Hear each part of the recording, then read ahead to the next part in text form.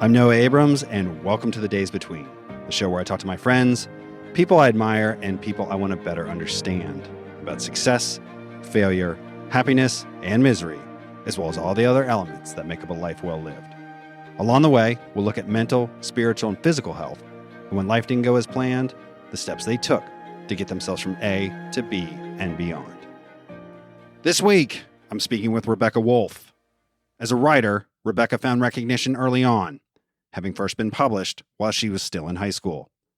An adolescence spent in the idyllic beach town of Encinitas, California, offered Rebecca extraordinary exposure to mortality, which has served her throughout her life, both personally and professionally. Known for her unflinching honesty, Rebecca quickly amassed an audience with her blog, Girls Gone Child.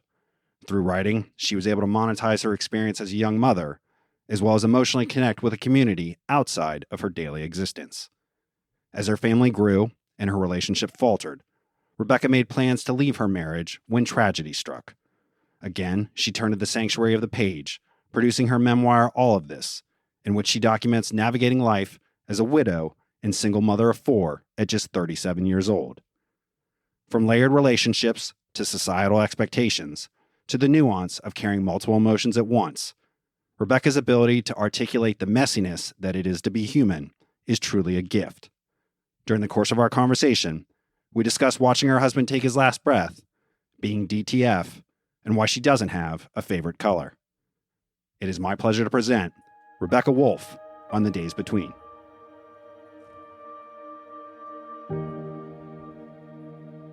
So I am here in Los Angeles, California with Rebecca Woolf. You have created a life here, but you are not from Los Angeles originally. I've lived here for 23 years, so it feels like I've lived here forever, but I was brought up in San Diego, in Encinitas, which is like a hippie beach town. It's not so much anymore, but that's what I grew up in. Tell me about life in Encinitas. It was pretty idyllic, I have to say. I grew up in a very sort of stable, middle-class family at a very cool time. You know, it was in the 80s and 90s. I grew up by the beach. We'd ride our bikes, rollerblade to the beach. Had a kind of a free-range childhood. Walked everywhere, rode my bike everywhere. You know, went to the beach after school every day. I think like from the outside, like a very sort of ideal childhood, adolescence, etc. But, you know, as with all childhoods and adolescences, it was complicated.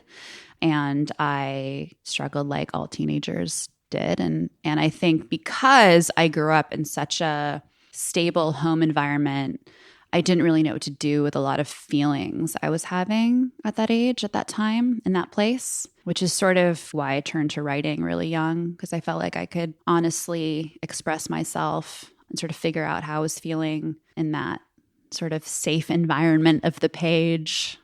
What was high school like for you? High school was complicated. I was popular. I was like a homecoming queen and like hosted all the school events. And I was a published writer actually in high school already. And I think from the surface probably seemed like the kind of person who had it all, but it was tough. I dealt with a lot of bullying from older girls. I had a lot of sort of questionable situations happen with boys, a lot of non-consensual sexual experiences, you know, the usual sort of teen story. There's a lot of death in high school for me. A lot of friends who died. It's interesting because all the funerals that I went to in high school, none of them were for people who were like in any sort of age you would expect to go to a funeral for. So a lot of friends. There was a car accident that I was the first on the scene on with a friend who died, another friend who was driving. I had to call the ambulance, the families. It was a whole thing. It's crazy because now having teenagers, and I'm knocking on wood really hard, there was so much death in my high school experience that I was really had all this anxiety about my son starting high school, and realized sort of now years into it that it was anomalous to experience that much death in a relatively, I would say, not even relatively, in a literally very safe place. A lot of drug overdoses, a lot of suicides, lots of car accidents. accidental shooting deaths. This is in like an upper middle class suburb of San Diego in the 90s. And it was pretty grim, actually. I mean, was there any acknowledgement at the time that this was a traumatic thing for you to go through or experience? That's a really good question. I felt so normalized. It was like another person died. Like we're at another funeral together. And I remember at one point it was like it had become almost like a social thing where we were like seeing old friends at funerals. There wasn't a lot of that. I mean, I knew there were like counselors and stuff at school. Like I remember there was a girl who died by suicide and there were counselors available, but it was never really a conversation. And I didn't go to a therapist after seeing that death. I'm now thinking about it. It wasn't something that I wanted to do, that I felt I needed. I became very involved. Like whenever there was a funeral, people would ask me to speak. One of my friends, his brother died, and I went with him to go shop for a suit for him to be in his casket. Like I became sort of like the person you went to when there was a death to sort of like be there, which is interesting now thinking about, my experiences in the last few years with death and sort of this sort of comfort that I've always had with it. And what brought you to Los Angeles? I moved to LA at 18 to go to college here at Loyola Marymount University. I was going to go to film school, and I went to the orientation and never went back. I had a job offer. I was writing for this book series in high school called Chicken Soup for the Teenage Soul, which is like very 90s book series. I had submitted a story in high school that was published. And then the woman who ran the book series reached out to me and asked if I had anything else. And of course, I'd had years and years of personal essays and poetry and all the different things I'd been writing about through high school. So I came to LA with 500 pages of my personal writing. And she ended up publishing quite a few pieces and then offering me a job to work directly for her, editing and ghostwriting the book series. So I was like planning on going to college, went to orientation, was like, this doesn't feel good. I have this job offer. I'm just going to take the job. I'm going to work and see what that is like. And I can always come back to college. So I deferred my admission 3 times, never went. And instead I got a job at 18 working for the book, which is what I did for several years. I toured with them. I did speaking engagements about writing through trauma and just experience in general. And I started contributing to other websites and magazines at that time as well. So I moved here to go to college and never went and never left. Now tell me about Hal. Hal was my husband. We met when I was 22 and he was 29. We were introduced by a mutual friend. He wanted to write a teenage screenplay, but he wasn't a writer. So he was paired with me, who was. A friend had said, well, I'll introduce you to my friend. She, writes YA stuff. You guys can, meet and see. And so we did. We met for coffee to discuss potentially working on a pilot together. It was called Tracks, Tracts. Tracks is in like tract homes. It was about like a suburban teenage, thing, which is obviously like speaking my language since I wrote all about, teen stuff at the time. We did not hit it off. It was not a good first meeting. It was like, I think we kind of hated each other when we met, which is definitely a red flag. Do not recommend maybe marrying someone that the first time you met, you hated each other. But there was also like very intense sexual chemistry. And so it very quickly became a sort of sexual affair, for lack of it was like, we met, we didn't really like each other. We were going to work together. Maybe we hung out another time. And then by the 3rd or 4th time we were hanging out, we were fucking. And then that was what we were doing. And it was very like fast and furious and intense.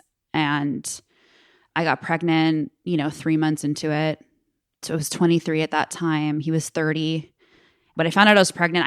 I never thought that I was like, I'll totally get an abortion. And then I couldn't do it. I was doing a lot of drugs at the time, a lot of cocaine, really just a lot of cocaine.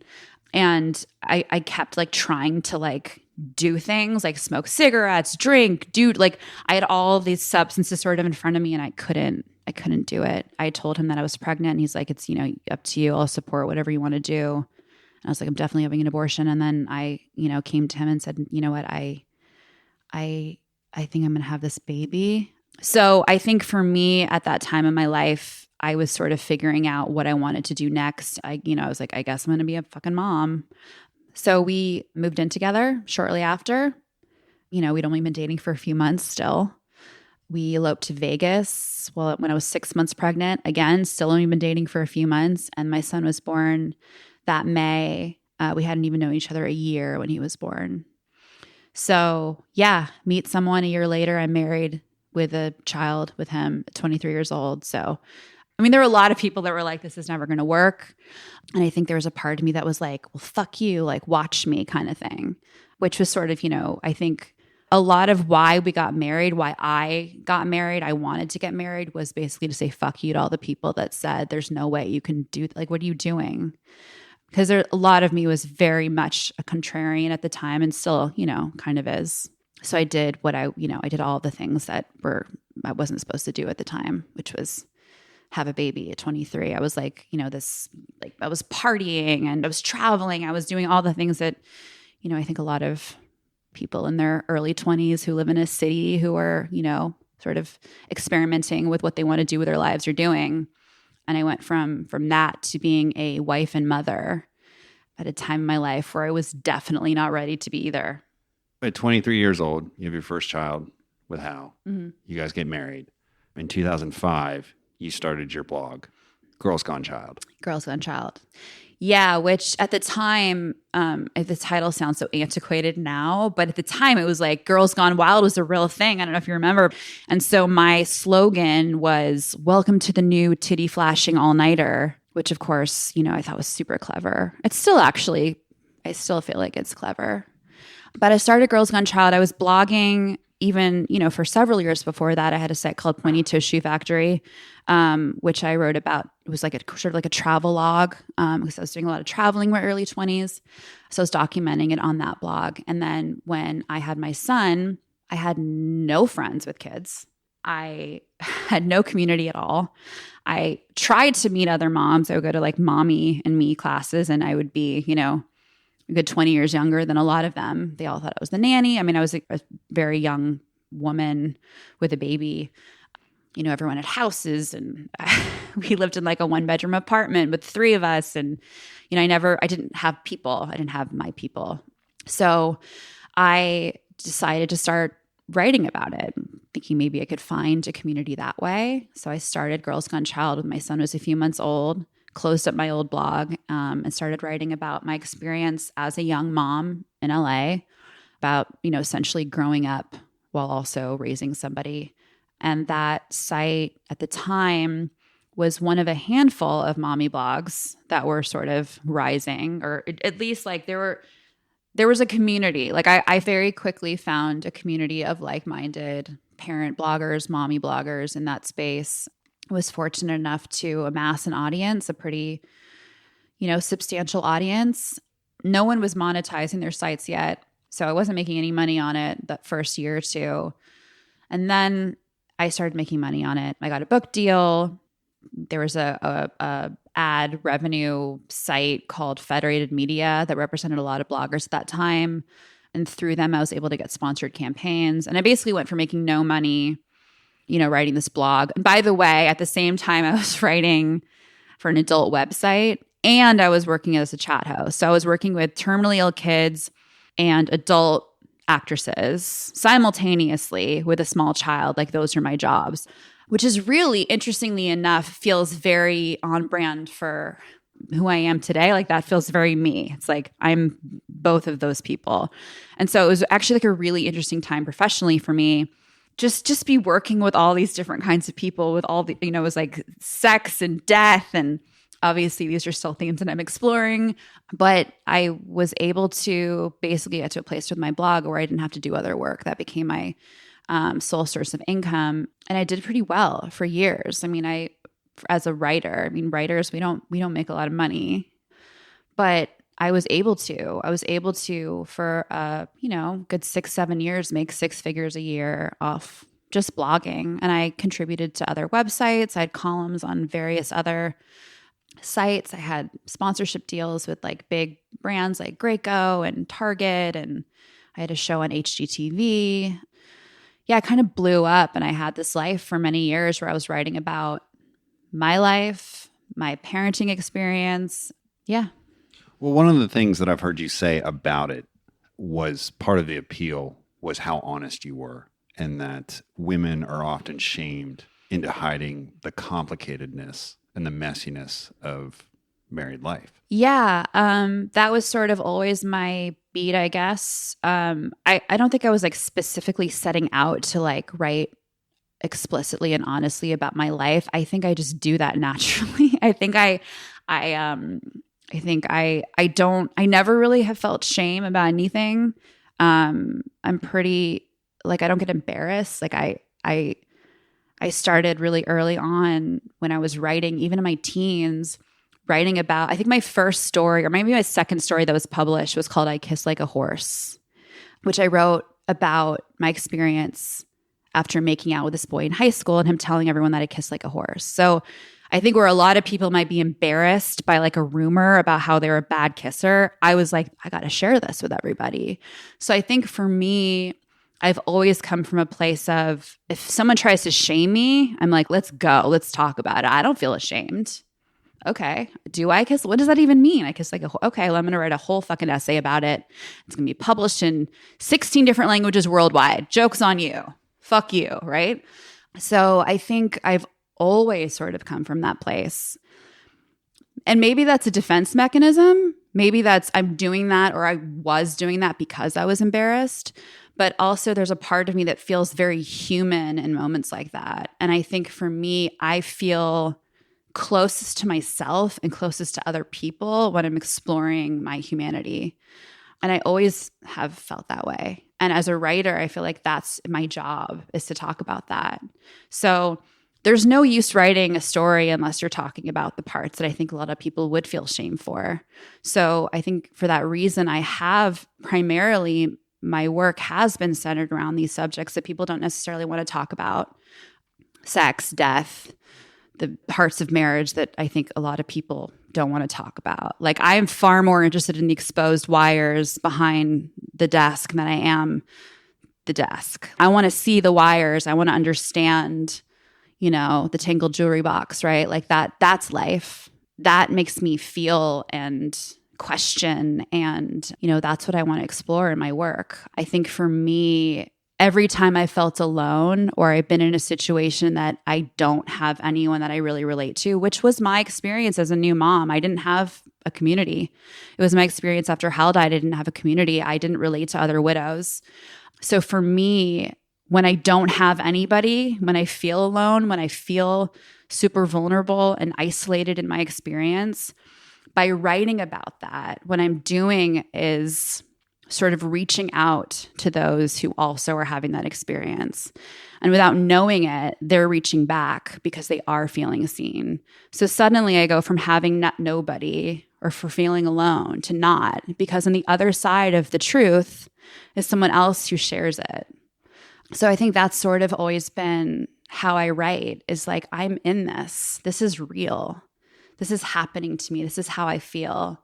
Knowing that there's going to be someone who's going to read it and feel the same thing. Suddenly I'm not alone anymore. I don't even have to see them to know that they're there because I see myself and I know my experience is genuine and real and I'm in it, which means someone else is too, right? So for me, I think vulnerability does the opposite for me. It makes me feel like I'm part of a community. It makes me feel like I'm a human, that there are other people out there like me. So your blog is blowing up. You're making money. The audience is growing. What's going on with your marriage at this point? My marriage was always messy. It was never great. It was never great. I mean, we had good times, right? Like we laughed a lot. He was really funny. We had like a great like witty banter thing going at all times, which I think people sort of maybe misconstrued as being like, oh, you guys are so fun and cute and funny, which we were. But it was also very toxic. He was very angry all the time. When we first started dating, I remember him getting on a call with somebody and just screaming at them. And he was yelling at a friend. And I remember having this sort of moment where I was like, oh my God, like that. I've never heard anyone talk to like someone that they love or that they're in that way, like ever. Like I didn't grow up in an angry house. My parents were yellers. I'd never been around it. It was the first time I was ever exposed to like anger was through like that kind of ragey, was through him. And I remember having this moment going like, oh, fuck. Oh. And it's funny because like we'd already been married at that point. And I was like, whoops, kind of had this like whoops moment because we didn't know each other. We'd only been living with each other, for a few months when we got married. We'd only been dating for a few months when I got pregnant. So it was like, it was kind of like a too little too late sort of moment. But I did leave him when my son was born. The first time I left him and I was like, this isn't working because, my son, he was a baby. He was crying all the time and he couldn't hang. Like he just had no patience. So I threatened to leave and I did for a few weeks. I went and stayed with my parents. And of course, I came back and we worked on it, went to therapy, we did all the things. And then we'd have a good moment. I got pregnant again a few years later in a good time. And we had a pretty actually good year after my second child was born. And then, things sort of went back to the way they were. And by the way, this whole time I was cheating on him. I should also probably make that clear. I started having affairs when my son was a baby and had them on and off my whole marriage. Monogamy never really made sense to me, even like as a young person, even before I was even having sex, the idea of it. I think I was very much like, it was something that I don't want to say struggled with because it wasn't even a struggle. It was, I didn't know how to, it's like I was trying to exist within a paradigm that didn't feel natural to me. And I didn't even know that. I didn't understand it. There was no conversations about it. I cheated, but it was more than that. I didn't want to be necessarily in a monogamous relationship. I didn't necessarily want someone to be monogamous with me. It wasn't really, suddenly I was in a relationship and we were supposed to only be together and I was young. There's all these different things and ways I justified behavior. For a minute I was like, maybe I'm a sex addict, I have a problem.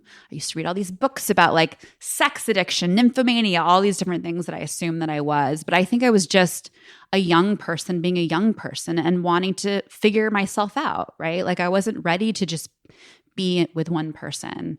But I think like I loved so fully and I would like fall in love with people and then suddenly be in this relationship with them and wasn't necessarily ready to just be fully bodily with one person.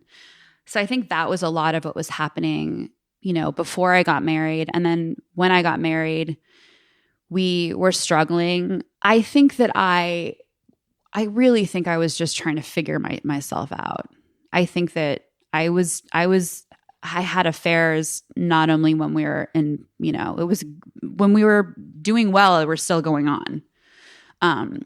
So I think a lot of it was not necessarily me escaping my marriage, which that was definitely part of it later, but was me escaping myself and trying to understand or figure out who I was, what I wanted, and trying to create sort of a room for me to go to that was just for me. Because as soon as I had a kid and got married, there wasn't a lot of me for me anymore. Yeah, I don't know. How was that received? It was complicated. He was always asking for the truth and then he was punishing me for it. That was like a really big part of the reason why I was always lying, is because he was always saying, I want you to be honest with me. And as soon as I was honest about any little thing, I would get punished for it. So he would get very angry. It was safer for me just to hide things from him. I mean, there was so much that I never told him ever. He probably knew less about me than everyone else in my life. Like I never felt safe enough to be honest with him. And it's not even about the sex is like whatever. Honestly, that kind of, those affairs were nothing compared to like the bigger lies about like who I was and what I wanted and how I felt about just big life things. I don't, I didn't feel like ever comfortably, I never felt like I could be myself really around him. I felt very criticized. And so I kind of kept a lot from him. And I sank, the bulk of myself into my relationships with friends. And sort of he was just this person that I lived with for many years, that I had kids with. We like joked, we were funny and made jokes, very sarcastic, very surface. There was not a lot of depth, no intimacy in that way in our relationship. It just didn't feel safe for me ever. Did you reach a point where you were finally done? Yes, it really, the election really that was sort of the end for me, the 2016 election, which I think really was for a lot of people. I think Trump's election was very representative of the fact that sort of abusive, narcissistic assholes were winning. And really we're winning because we've enabled their behavior for so long that they were able to get to this point. And it's now you're like, oh fuck, this is what I've been complicit myself in enabling behavior. I've been enabling behavior my whole life, not just in my marriage, but in my relationships with men, like just across the board. I've been enabling abusive behavior. And really because I felt like it was easier just to say nothing than to fight back, right? And this goes back to consent, to sex, to all these different things. So that for me felt it was like a lot of shit became very clear to me after that election, because I was like one of the people who was so shocked that he won. Like I could not believe it. And it literally like everything from there, like it just changed everything. I was like, oh shit. Okay. Well, what am I doing? What am I permitting? What am I enabling? How am I complicit? And, I really sort of looked at my own experience, my own home, my own marriage, what it looked like in my house, who had the power and why, and how did that make me feel? And we basically stopped having sex then. Like we did not have sex. I think we had sex like once in 2 years after the election before he got sick. I was really angry. I was really angry with him really for the first time. Like all the years I had sort of repressed it, it would like came bubbling out of me after that. And I started calling him out on things that I never called him out on. I wouldn't let him touch me. It was heavy for me. And I really do think the election was a huge part of what triggered that.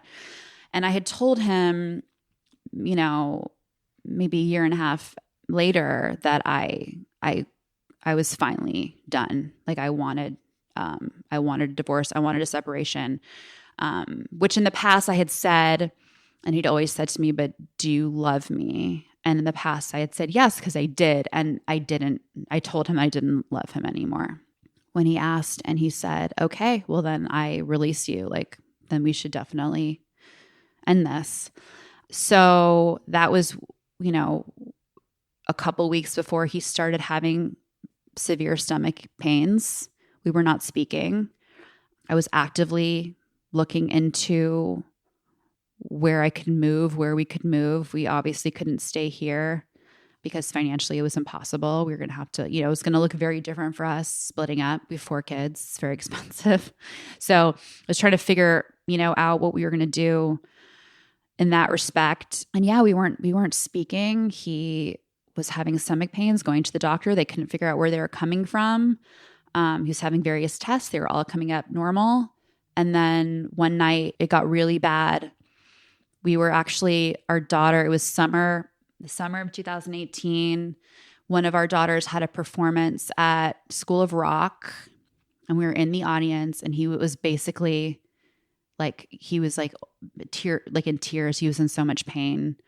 And when we came home, he's like, I need to go to the ER. This is really bad. And I was still so mad at him. And we were still in such a place of just not communicating and me not wanting to deal with him at all. Like I was so done that I didn't even take him to the hospital. When he was like, I'm in excruciating pain, I was like, you could fucking take an Uber. Like I'll be here with the kids. Like I can't deal with you anymore. And a lot of that came from the fact that I had spent, 13 years with someone who was always dying. He was always sick. Something was always hurting him. It was like this, everything was for him. Like I was always like downplaying every ache and pain and thing that I was dealing with. And he was always blowing it out of proportion. So I was like, you know what, you take care of you. And then he went to the hospital and was diagnosed in triage. He didn't even have a room yet at Cedars with stage 4 pancreatic cancer that had already metastasized into his liver and lymph nodes, which for anyone who's familiar with pancreatic cancer, it's pretty much, especially when it's stage 4, really at any stage, it's terminal. Like you don't have much time. He called me from the hospital like 4 a.m. and was like, I'm dying. Like I'm actually dying. Because he had made a joke like, I'm dying, or made something like, well, you're going to feel bad when I'm dying, or whatever he had said off, the cuff. And he was. So, that was the night I went through my jewelry box to try to find my wedding ring, which I hadn't worn in 2 years. And I went to the hospital to be with him and stayed with him for 4 months until he died, essentially.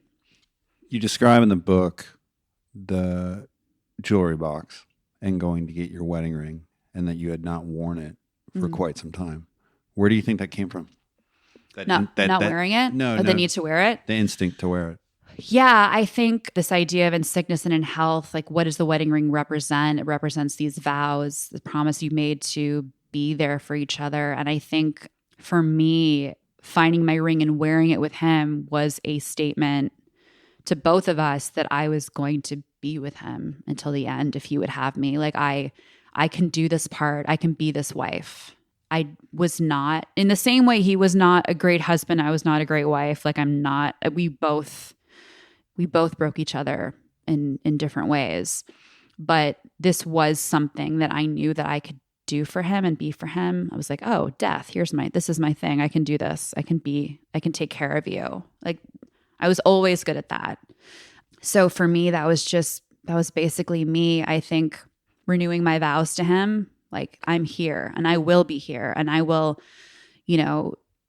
advocate for you and take care of you and do everything that, I need to do to make this as painless as possible if you'll have me, which I didn't know if he would. And I wrote about this too. If the roles were reversed, I would not have had him be my, power of attorney and taking care of me. I mean, I don't know that he could have done that because he wasn't a caretaker. He was not good at that stuff. And I do think, to his credit, I don't think a lot of men are. I think a lot of men struggle with knowing what to do in those situations. I mean, even just like I remember that time in my life, the amount of women who came out of the woodwork to help and be there for me. And there were like 2 men who showed up, it was all women. Women, it's like, we know how to fucking take care of people when they're sick. And he knew that I could do that. And he trusted me to, which I did not take for granted either, because I knew that it was hard. That was hard for him. I knew that it was painful for him. It was painful for both of us. And it was, I think we both had to sort of remember who we were before all of this shit kind of went down. Like who we were, like at his core, he was who I loved, what I loved of him. There was still love there. I had to like kind of go digging for it and remember, where that love first came from. So in a way, we kind of had this moment, I think, in the beginning when he first found out he was dying, where we did sort of dig together into this place where it sort of all began and sort of reclaimed the love that we had for each other. And we're able to sort of sustain those 4 months with that love. So 4 months after he was diagnosed, Hal died. What was your immediate experience after that? When you're waiting for someone to die, it's so strange. It's like the most bizarre, like I remember like I have this picture of the hospital room in the days before he died, when he was no longer responsive, right? So you're basically just lying there and you're waiting for him. And I'm in the room with all my kids and they're just kids, right? My kids were 6, 10, and my twins had just turned 7, 10, and 13. And my son's on his phone, like scrolling. My daughter is doing something. And then one of my twins has put a stuffed animal on his head, and there's just like an elephant on his head. Like he's this sort of skeletal dying man, and there's a stuffed animal just sitting on his head. And it's like this sort of mundanity of just waiting. But it becomes so normal so fast that you're doing this, that you're waiting for somebody to die, that you're just doing things like putting things on the body and scrolling your phone for bullshit or whatever. So there was so much of that in the end, this sort of strange paradox of something so big happening in your life, and yet all these little things are like, also happening. So in those last days, I think, there was a lot of that. And then the night he died, I knew he was going to die. Everyone came to say goodbye to him. I was there with him, just the two of us. And I already knew that he was dying because you talk to the nurses and, they're telling you, this is what's happening to the body. Is it shutting down? And you could barely hear him breathing anymore. And then there was a moment where I was like, I think he's dead. Is he dead? I remember going out to the nurses and being like, hey, can somebody come in and tell me if he's dead? Like, I think he's dead, but I don't know. Like, the nurses are just busy being nurses, and you're in there waiting for somebody to die. And you think there's going to be like this big climatic moment where they die, right? And it's not like that at all. It's like this, my hand under his nose, see if he was breathing, and I couldn't hear anything. And so I went out, and I remember the nurse coming back in, and she's like, no, he's still alive. You'll know when he dies. You'll know. And I was like, really? Are you sure? Like, it was this strange. Anyway, at one point, I'm in bed with him while he, because I'm in like the hospital bed with his body, as I guess I don't really know where else to be. Like, where else do you go? I don't know. That's what felt right for me, is to like be with his body. And I was playing his favorite songs and like, trying to think of things to say that were, I don't know. And at one point I like kind of like hugged him, and like his mouth opened and he let out this breath that was like, pah. Like it sounded like that. Pah. And like, I swear I could see like vapor come out of him, like vapor, like fog. And I was like, oh shit. Like, I think that was it. And I remember going out to the nurse, and she was like, I remember going out to the nurse and being like, oh my God, you were right. Like, that was definitely, because she's like, you're going to know when he has his last breath. And, anyway, it was crazy. It was crazy. So she came back in, and sure enough, that was it. She's like, yep, that was it. Yeah. And then I remember driving home that night. His family all came after he was dead. They all came, to see the body, say goodbye to the body, which is so weird. Just that idea of like, this is just a body. And then I drove everybody home, which is like, again, like I remember being in the car, and it's so me to try to like make it fun. Like, I'm always trying to make it fun. So we're in the car, and there's like music playing, right? And it was like every sad song. It was like I had my Spotify or whatever on like random, and it was like the saddest songs you've ever heard were coming on, and I kept skipping them.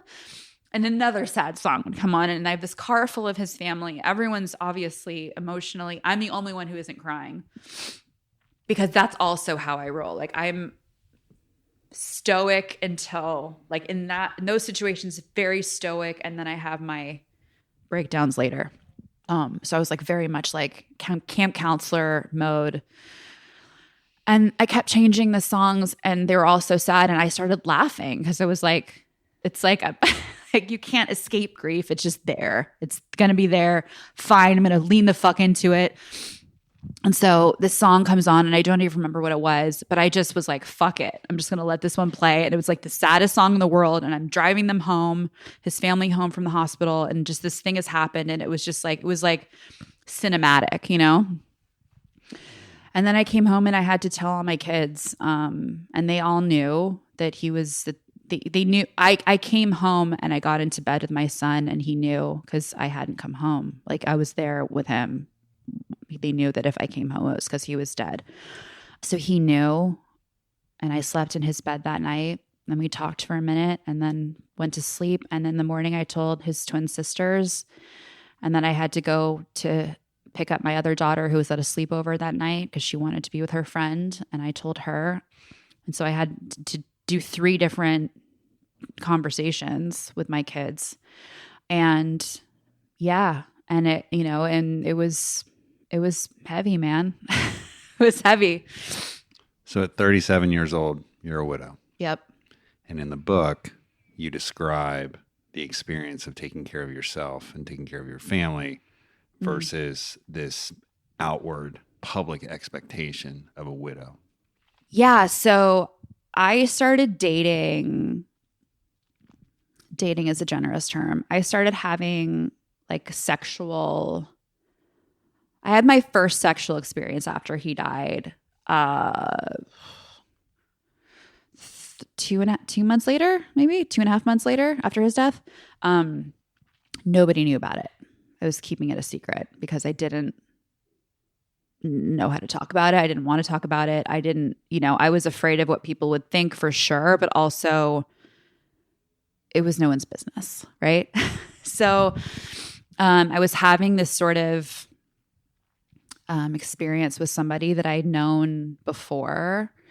He actually it was happening literally right here. If you've read the book, on this porch, because I wasn't leaving my kids. I mean, I didn't leave them. I was here with them 24/7 after Hal died.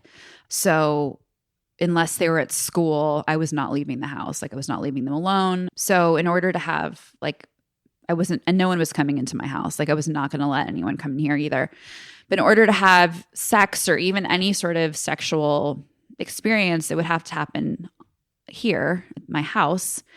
So, I have like this porch that's sort of enclosed, and he was coming here to the porch, and I had like a parka on. Like I had sort of figured out a way to do it where I could look inside my house and make sure that no one can see me. So if anyone came out of their rooms, I had eyes because I was facing this way. It was like a whole thing.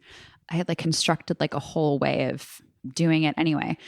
So that had been going on for a few weeks maybe when one of my best friends had a birthday dinner. So I did go to that. I went out to that, and I was at dinner, and there was a woman at the table who was talking about dating after her divorce. She'd just gone through a divorce, and she had been married for 20 years, and she was so fucking pumped to be on the other side of her marriage. And she was talking about dating, and she was so excited about it. And that was sort of how I was feeling too. But of course I wasn't talking about it in that way. I wasn't like, woo, I'm free. Like I'm dating, sort of listening to her and nodding. And then I had said to her, I also am on an app too. Like I had joined Tinder or something at that point, but I hadn't met anyone on it yet. And we were talking about it. And then I was like, by the way, because I'd made this plan too, knowing that I was going to be out anyway, that I was going to go over to his house that night. I said, I'm actually going to see somebody tonight after dinner. And she's like, wait, what? Like, what's happening? And I was like, fuck. Like I just like, I was like dying to talk about it. And then she was like, good for you. And I was like, really? Like, yeah, good for me. Yeah, good for me. And she's like, no, good for you. And then at one point I sort of look up and people are like, they can hear us. Like our conversation is now part of the conversation. And so I sort of confessed to everyone over dinner that after dinner, I have plans to go see somebody intimately. And everyone's sort of like, okay, like kind of giving me a nod or like wide eyes or like there's various reactions around the table. And then we just go back to eating. And that was sort of that. And when dinner was over and I sort of got up excusing myself from the table. I'm going to leave now. Everyone knew now where I was going. And they all stood up and applauded.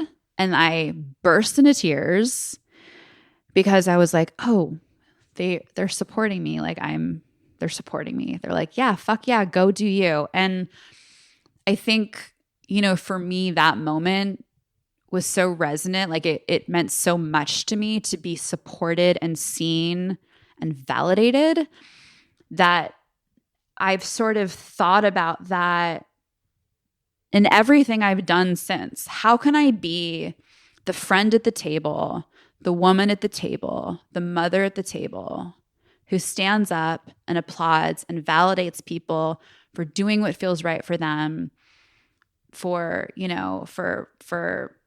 advocating for their own whatever, for themselves, for their pleasure, for their autonomy, for whatever it is, because that meant so much to me in that moment. And, I also realized like, wow, I'm not giving my friends or women enough credit. I was worried that they were going to judge me, and like they support me because they all fucking get it. Because marriage is fucking hard.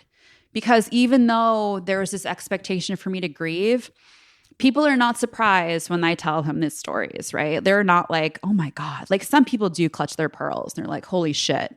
But I have women, hundreds of them in my DMs right now saying, your book was my story. I've been unable to articulate it. I haven't been able to talk about it because we don't normalize the complexities of grief. We don't normalize really anything other than the feelings that we're supposed to have when someone dies. We spoke off mic earlier about the book and in my experience with it, but one of my favorite topics that you address in the book is that various feelings are nuanced and that various feelings can exist simultaneously. The sadness that Alice died, but also the relief of not being in this relationship. And I've heard you say that we're bad in general at nuance. And Terrible. I was wondering if you could expand on that a bit. I mean, societally, we're terrible at death, terrible at it. And I think the reason we're terrible at nuance is the same reason we're terrible at death, is because we don't know what to do with the complications of the unknown. And I think we really want there to be like a good guy and a bad guy. We want there to be a side you pick. There's a team, you root for your team. And, we talk about favorites. What's your favorite color? We ask questions to each other, and I think to ourselves, without even leaving space for multiple answers, right? Or if we do have multiple answers, there's 4. It's like A, B, C, or D. But everything is E, all of the above. Everything. Every fucking thing. And I remember when my kids were little and there was like the what's your favorite color question. I was like, fuck that. Why are we teaching? Why do we keep asking our kids what their favorite? Who has a favorite color? Does anyone really have a favorite color? Like, do you think people are like, God, I really love blue? Like it's like asinine to me that we've normalized favoritism and picking something. You have to pick this, you have to pick this, you have to pick that, a feeling of that. Like, why can't we just look at the whole thing? Maybe today I'm into blue, maybe tomorrow it's purple. I don't know. What am I wearing now? Like I like black. Tomorrow I'll wear red. Like this idea that we have to like decide on a feeling or a favorite. It's like so binary. Right? We're so binary about all of this shit instead of just allowing ourselves to just like colors, and maybe colors are a bad analogy, but I just think we oversimplify everything and we expect people to, when things happen, when someone dies, you feel sad. All these things about what is happiness? Is anyone ever just truly happy? No, we carry all these different feelings with us all the time. And allowing ourselves to feel all of these things and not feeling bad about them. Like there's no reason for me to feel bad about being relieved. Of course I felt relieved. Of course. Of course anyone would feel relieved who had gone through what I went through. And also sad. And also angry. And also like DTF. Like all of these things are so valid. And yet because I wasn't grieving in a way that I had seen modeled to me by like rom-coms, I felt like I had to hide this part of myself or suppress it or perform or whatever. And I think that we don't even allow ourselves to be human with each other. We just we want each other to be robotic. It makes it easier. It's easier to digest. Do you think it's easier or do you think it's safer? Well, I think it's the same thing. I think easier is safer. I think what is safe is always going to be what's easier in that context. Having to really look at ourselves and be honest with ourselves is really hard. And also sort of like listening to each other and allowing each other to be people is hard. Sort of like characterizations of versions of ourselves. Well, on the idea of change and emotions changing and feelings changing, here we are, roughly 4 years after Hal has passed. You've written this book. What has changed for you? I think a lot of me died with him. I think it would be impossible for that version of me to exist now. It's interesting because, I had this site, Girls Gone Child, and the last post that's on there right now is his eulogy that I had read it at his funeral, and I posted it on my blog 4 years ago, like pretty much to the day. His funeral was 11/11. And I never posted anything after that on that site. And it was like, how could I? Like, that was it. I started that blog as like a new mom and a new wife, and now I'm neither, right? I'm an old mom and a non-wife. And I'm literally launching a Substack tomorrow, which is the first time I've blogged essentially in 4 years, and I'm starting a new one, and I'm calling it The Braid. And I actually spoke of the braid in my book about formatting this book because, the traditional 3-act structure is designed. It was created with the male orgasm in mind. It's like the three parts, the climax, the resolution. You shoot your load and fall asleep, and that's how traditional narrative structure is based. It's based on that idea of coming and falling asleep. So it's like you have this climax and then it's over. I was super aware of that when I was writing my book because I didn't even know about that until I was writing my book, and I started doing some research about structure. And so for me, I wanted to create like my own sort of feminized version of what that 3-act structure would look like. And I came to the braid and what the braid looks like, and this overlapping of stories and selves. And it sort of goes back to the binary, this idea that like, I'm a mother. I'm supposed to be a mother. I'm not supposed to talk about sex as a mother. As a sexual person, I'm not supposed to talk about this. Like, there are all these different ways we separate ourselves, right? Because they're not supposed to bleed into each other. But these are all parts of me, and they do. So sex and death, motherhood and sex, death and sex, like all these things, they're all connected to each other. They all react to each other. So I'm calling the site The Braid, which is based on this sort of mother self, the lover self, and the self.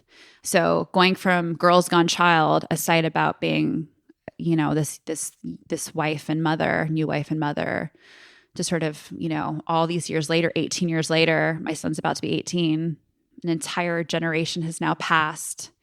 I'm a completely different person now. I feel I've grown. I mean, I've been through quite a few things, sort of figured my shit out. I still have a lot more to learn and a lot, more growth coming for sure. A lot more growth coming for sure. But I feel really excited and really grateful for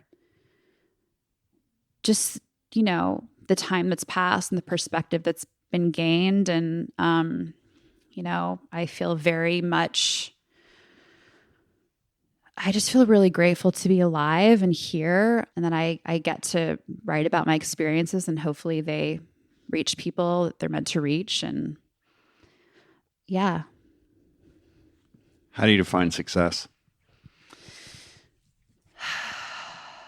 I don't think I do. I don't know what that means. I don't think that there's a moment where there's not like a point where, I don't know. I don't define success. I don't know. How do you define failure? I don't define failure either. This like goes back to the idea of nuance, right? Like, I don't think that there is success, failure, all these things that we're supposed to define. I think that's the problem. I think that we convince ourselves to find an answer for that, right? Like when you asked me that question, I was like looking for an answer. But the truth is I don't have one, and that's okay. Like it's okay to exist in the maybe space where you don't have an answer. And I don't know what success feels like, and I don't know what failure feels like. I truthfully have never felt either one of those things. I feel very much like I'm in my life and I'm moving through it. And sometimes I'm figuring it out in a way that I'm like, oh, sometimes I'm having epiphanies and aha moments, and other times I don't know what the fuck I'm doing. But neither of those things feel like success or failure. And I think that really touches on something that I've spent the last 4 years sitting with, which is there's so many questions that I'm asked or that I ask myself, or so many things that I assume that I'm supposed to do, and I don't have to. Like, I don't have to know. I don't have to have the answer to that question. I don't have to know what I want or who I am or what my sexuality is. Like, I don't need to know these things. And I think like I can be in the moment in my life and be here now and experience it all without needing to quantify it or qualify it or measure any sort of success failure ratio. I don't have goals. And that to me is freedom. Like it's freedom not to have to know that or want that or know how to define that. Do you know what I mean? How do you define happiness? I mean, I again, like, I think that I don't know. I think that, again, happiness is like such a binary. I think that like I am actually like a very happy person. Just my natural state is being very but that's only because I also feel like I hold space for feeling sad and angry and all these other things at once. Like I feel really like a mixed bag person with all the different feelings. Like there's never a time where I'm like, I am happy, I am sad, I am angry. It's like, you know, those like in the hospital where it's like this face for this. It's like all these different levels of like, I want to just all of the above, all of the things all the time. Like I am so many different people with so many different feelings, and all of them are here all the time. You know what I mean? What would you say to 18-year-old Rebecca? I wouldn't give her any advice. I would validate her. That's what I would do. I would tell my 18-year-old self whatever she needed, I felt like she needed to hear in that moment. Like I would validate her for better and for worse. Even if she had terrible ideas, I would validate every single one of them. How would you describe what you do for a living? I always say I write about my life. It doesn't sound very poetic, but it's really all I've ever done. And all I don't know. I mean, maybe I'll do something else at some point, but it seems to be the thing I do best and the thing that I can't stop doing. So, yeah, I write about my life. Rebecca Woolf, thank you for speaking with me. Thank you for having me.